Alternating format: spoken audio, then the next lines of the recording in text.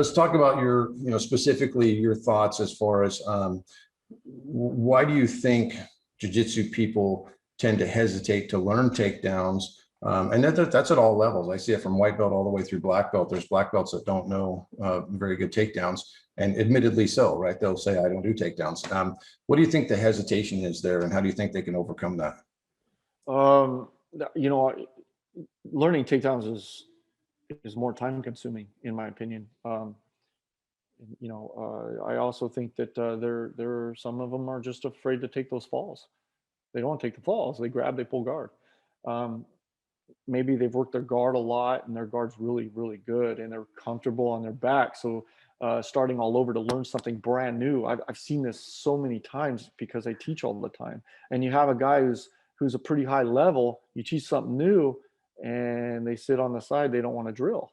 You know what I'm saying? Oh, I'm already here. I don't need to learn this. You know what I'm saying? Well, I've always tried to get in people's head that look, this is a fun sport.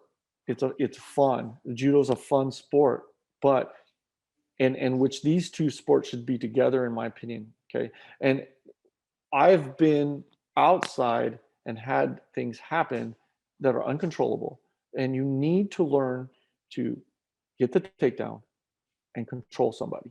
Period. That's like the most important things. So if you don't have the takedown, how can you take somebody down and protect your family or protect yourself?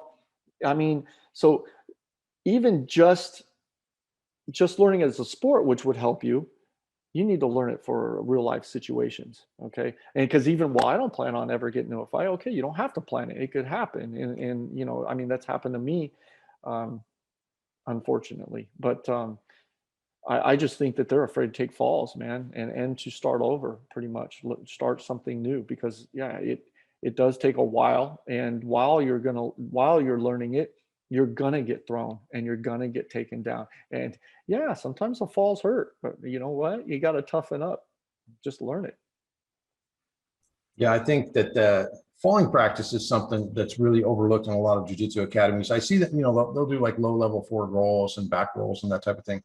And maybe a little bit of, they'll do a little bit of falling practice. But, I think, like with us in our dojo, we do it every day. It's part of every practice, right? Oh, yeah. Part of our regular warm-ups.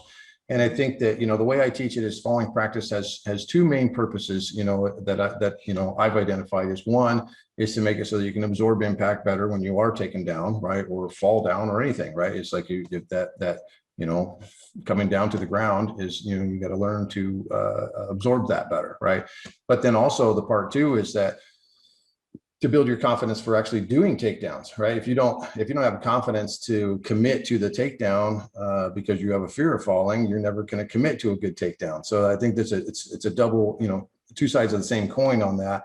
And I think that gets overlooked. Is a lot of people are thinking, well, I'm never going to get taken down, so why do I, need to practice falling? Well, do you want to do a takedown? If you want to do a takedown, you should probably practice falling too, because if you're doing makikomi throws or anything like that, you're gonna go to the ground with the person. See, I've learned to never say never. You never say never. I mean, come on, that's unrealistic. But I have a third, and I used to ride a street bike. This was a long time ago, and I fell. Without my shoulder roll, I would have hit my face.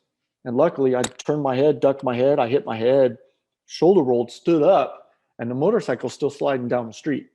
Yeah. So I've had people fall off their skateboards, do shoulder rolls. They're okay. You know what I'm saying? But most people, they'll fall, they'll stick their hands out, hurt their wrists, break their arm. I've seen arms break, Yeah. So yeah, I mean, getting used to taking falls helps you in many different ways. So.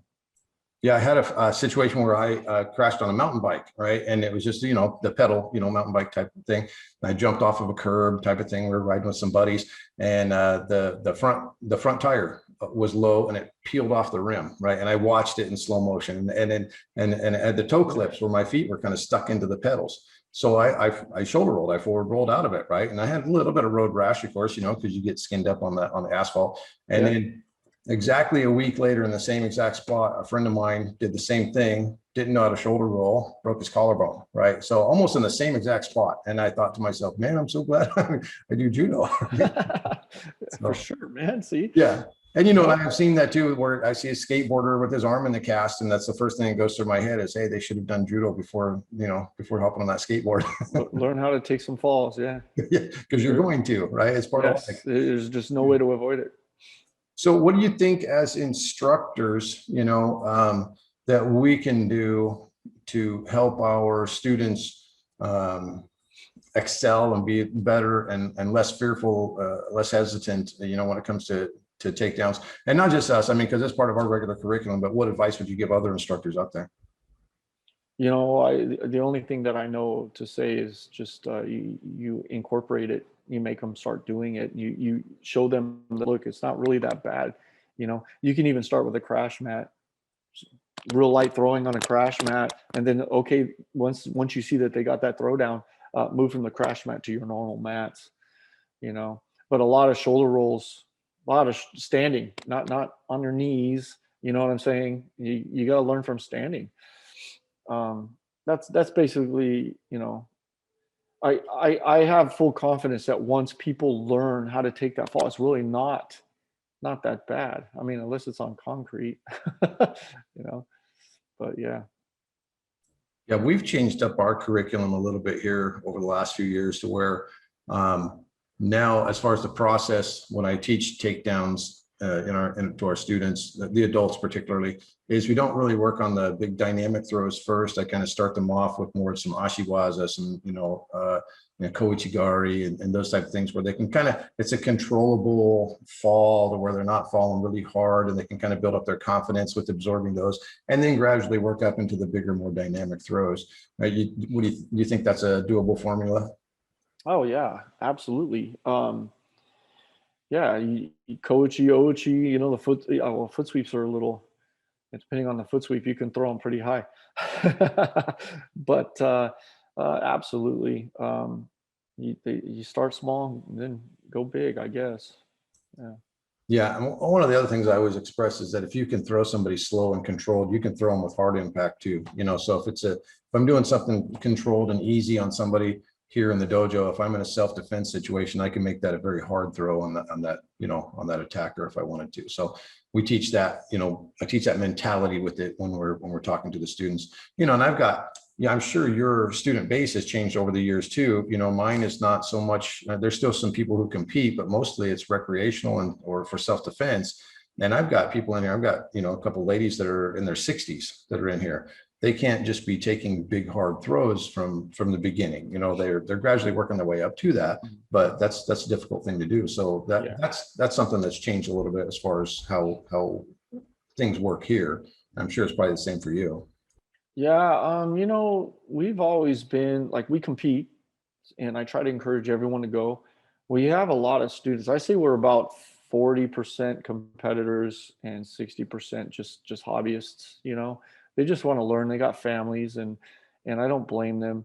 I try to cater to everybody when we teach and train, and have the competitors stay with the competitors, and the hobbyists stay with the hobbyists. But um, I don't force anyone to compete. That's up to them. You know, you can tell who's hungry, and when they're hungry, I that those are the ones I'll tell. Hey, man, let's go compete. You know. Yeah.